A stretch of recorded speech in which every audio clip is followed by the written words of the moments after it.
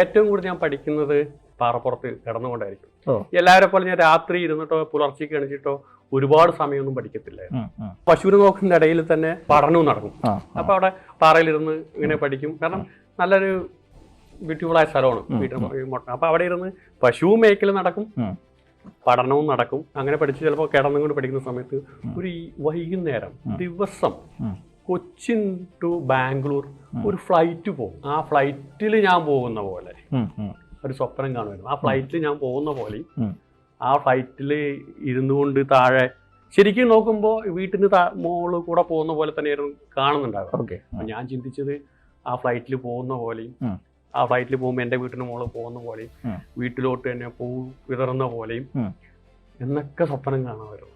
ആ സ്വപ്നം ഫ്ലൈറ്റിൽ പോയില്ലെങ്കിലും ആ സ്വപ്നം ഒത്തിരി വർഷത്തിന് ശേഷം ഒരു 10-15 വർഷത്തിന് ശേഷം ആ സ്വപ്നത്തിനെ ചെറിയ രീതിയിൽ ഞാൻ സാക്ഷാത്കരിച്ചു. ഒരു 5 വർഷമായി കാണുമെന്ന് വിചാരിക്കുന്നു.